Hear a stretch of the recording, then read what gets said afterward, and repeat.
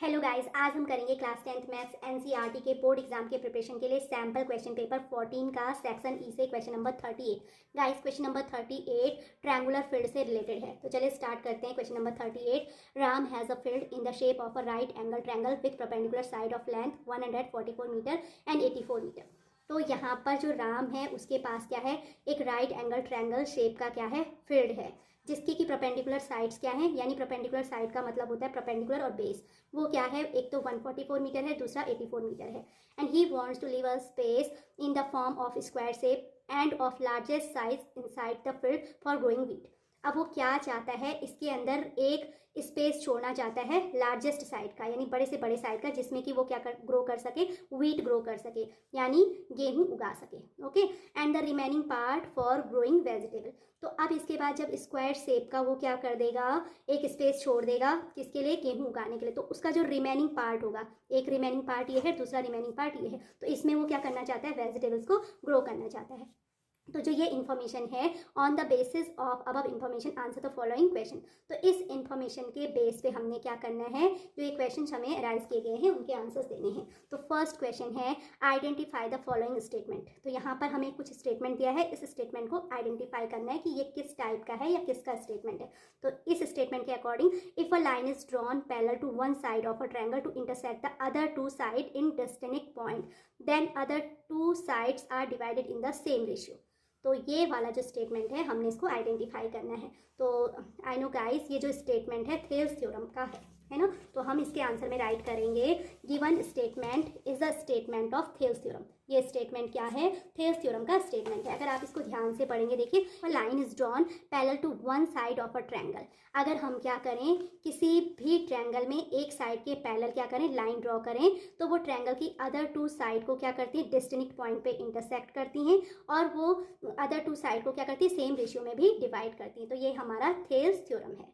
Okay, अब इसका second part है क्वेश्चन नंबर 38 का, find the length of the sides of squared space. अब हमें क्या करनी, जो ये स्क्वायर्ड स्पेस है हमारा, इसकी साइड की हमें क्या करनी है, लेंथ फाइंड करनी है, यानी जो स्क्वायर है उसकी साइड का मेजरमेंट कितना है, ये फाइंड करना है। तो इसके लिए सबसे पहले हमने क्या मान लिया कि ABC क्या है, एक राइट ट्रायंगुलर फील्ड है। तो मैं पिक्चर ड्रॉ करूंगी, यहाँ पर आप पिक्चर चेक कर सकते हैं। हमने ABC एक राइट ट्रायंगुलर फील्ड एज्यूम किया, एंड अकॉर्डिंग टू क्वेश्चन इसकी जो परपेंडिकुलर साइड्स हैं उनके मेजरमेंट क्या गिवन है। एक तो है हमारा 144 मीटर, यानी AB is equal to 144 and BC is equal to क्या है, 84 मीटर है। ओके, अब इसमें हमें क्या करना है, जैसा कि पिक्चर में गिवन है, मुझे दिखाना है कि BDEF be the required square. अब इसको चेक कीजिए, BDEF हमारा क्या है, एक रिक्वायर्ड स्क्वायर है, जो कि क्या, जिसकी की साइज, यानी जिसकी साइड हमारी, इसका जो साइज है, इस स्क्वायर का जो साइज है लार्जेस्ट है, किस चीज़ के लिए, फॉर ग्रोइंग व्हीट उगाने के लिए, गेहूं उगाने के लिए, ये लार्जेस्ट साइज का क्या है, स्क्वायर है। तो सपोज हमने एज्यूम कर लिया कि जो BD है, BD की मेजरमेंट क्या है, इस साइड की वैल्यू है x मीटर। ओके, BD इक्वल टू हमने क्या एज्यूम कर लिया, x मीटर। तो सबसे पहले हम राइट करेंगे, let BDEF be the required square space of the largest size for growing the wheat, and again हम लेट करेंगे BD is equal to x metre. अगर BD की वैल्यू x है तो AD इज इक्वल्स टू कैसे हम find करेंगे, AB minus BD, and वो हो जाएगा 144 माइनस x। ओके, तो नेक्स्ट मैंने राइट करा AD equal to 144 minus x metre. अब हम यहाँ पर दो ट्रायंगल हमें दिखाई दे रहे हैं, एक ट्रायंगल है हमारा ADE एंड दूसरा ट्रायंगल है ABC। इन दोनों में हम कंपैरिजन करेंगे, तो मैं राइट करूंगी in triangle ADE and triangle ABC। तो गाइज इसमें एंगल A दोनों में कॉमन है, triangle ADE and triangle ABC में एंगल A कॉमन है, तो उसके लिए हम राइट करेंगे angle A is equal to angle A, and उसकी वैल्यू हमने लिखी, ये क्यों बराबर है, क्योंकि ये कॉमन एंगल है। अब इसके बाद आप दूसरा चेक कीजिए, एंगल ADE की वैल्यू, एंगल ADE कितना है, 90 डिग्री होगा। ओके, एंड दूसरा ADE इज इक्वल्स टू है एंगल ABC, ये तो गिवन है। अब क्योंकि ये लाइन इसके पैरेलल है, तो ये वाले एंगल कैसे एंगल्स होंगे, करस्पॉन्डिंग एंगल। तो इसके लिए हम राइट करेंगे angle ADE is equal to angle ABC। ये 90 है, तो इसकी वैल्यू भी कितनी डिग्री होगी, 90 degree, each 90। And angle AED is equals to, AED की वैल्यू किसके बराबर होगी, एंगल ACB। और ये कैसे एंगल है, टू पैरेलल लाइंस को कोई ट्रांसवर्सल लाइन कट करती है तो उसके करस्पॉन्डिंग एंगल क्या होते हैं, सेम होते हैं। तो इसका रीजन हम लिखेंगे कि ये कैसे एंगल है, करस्पॉन्डिंग एंगल है। तो दैट मीन्स क्या हो जाएगा, ट्रायंगल ADE सिमिलर हो जाएगा ट्रायंगल ABC के। दोनों ट्रायंगल सिमिलर किस प्रॉपर्टी से हुए, ये हुए angle angle angle similarity property से दोनों ट्रायंगल सिमिलर हो गए। अब हम लोग जानते हैं कि अगर कोई दो ट्रायंगल सिमिलर हैं तो उनकी जो करस्पॉन्डिंग साइड्स होती हैं एक दूसरे के प्रोपोर्शनल होती हैं, यानी करस्पॉन्डिंग साइड का रेशियो क्या होता है, सेम होता है। तो यहाँ पर हम राइट करेंगे that means AD upon AB is equals to हो जाएगा DE अपॉन BC, क्योंकि BC का मेजरमेंट हमें पता है and DE is equal to BD के बराबर है। एंड साथ में AD की वैल्यू भी 144 माइनस एक्स एंड AB की होल वैल्यू भी कितनी है 144 मीटर है। तो हम इन दोनों साइड्स का यानी मैं राइट करूंगी क्योंकि ट्रायंगल ADE सिमिलर है ट्रायंगल ABC के, तो सो क्या हो जाएगा AD upon AB equal to DE upon BC। अब हम इनकी वैल्यूज पुट करेंगे तो AD की प्लेस पे हम लोग राइट करेंगे 144 माइनस एक्स एंड AB की वैल्यू है 144 इक्वल टू DE की वैल्यू, क्योंकि वो साइड ऑफ स्क्वायर है उसको हमने एज्यूम किया कि वो x मीटर है, and BC equal to given है 84 मीटर। अब बाय क्रॉस मल्टीप्लीकेशन ये हो जाएगा 144 minus x whole into 84 equals to 144 into x.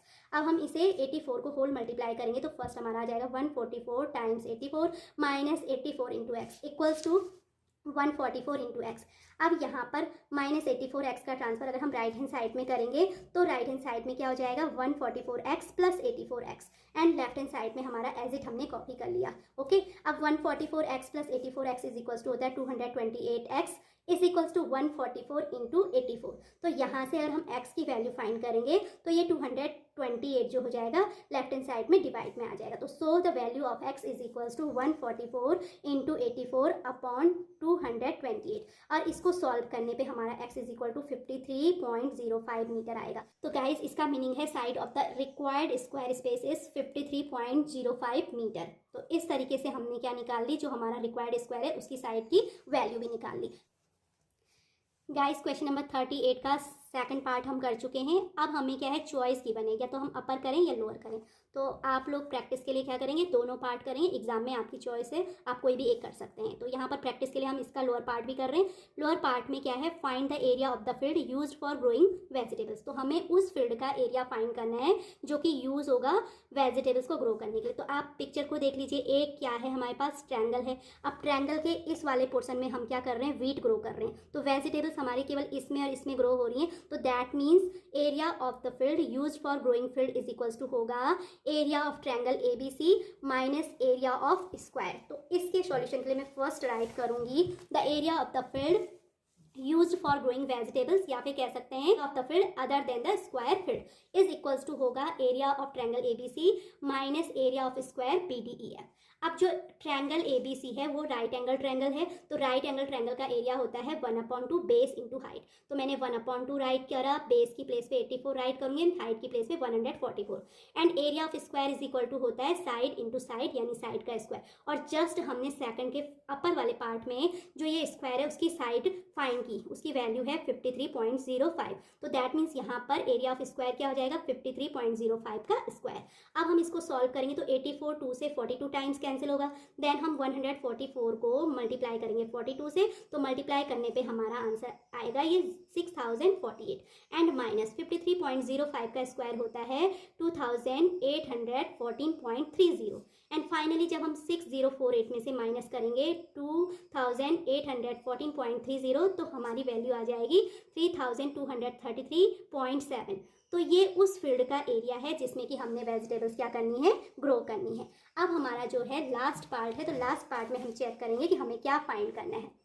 तो गाइज क्वेश्चन नंबर 38 का थर्ड पार्ट है find the area of the square field. तो ये ऑलरेडी हम इसमें कर चुके हैं, जो ये हमारा सेकंड का चॉइस वाला यानी लोअर पोर्शन था उसमें हम ऑलरेडी कर चुके हैं। तो वापस से इसने पूछा है क्योंकि थर्ड पार्ट में, तो हमें ये भी करना पड़ेगा find the area of the square field. तो इसके लिए मैं राइट करूंगी area of the square field is equals to होता है साइड स्क्वायर। एंड साइड हमने क्या एज्यूम की थी, x एज्यूम की थी, तो x का स्क्वायर हो जाएगा। एंड जब हमने जो 38 का सेकंड पार्ट है उसमें सॉल्व किया था तो जो स्क्वायर है उस स्क्वायर की साइड क्या आई थी 53.05, यानी x की वैल्यू 53.05 आई थी। तो हम यहाँ पर x की वैल्यू पुट करेंगे एंड देन 53.05 का स्क्वायर कैलकुलेट करने पे ये हमारा आएगा 2814.30 metre square. This is the area of square field. और ये हम ऑलरेडी जो सेकंड का चॉइस वाला पार्ट लोअर वाला पार्ट था उसमें कर चुके हैं। आप चेक करें, स्क्वायर फील्ड का एरिया 2814.30 हमारा आ गया है। तो आई होप गाइस आपको जो ये सेक्शन ई का क्वेश्चन नंबर 38 है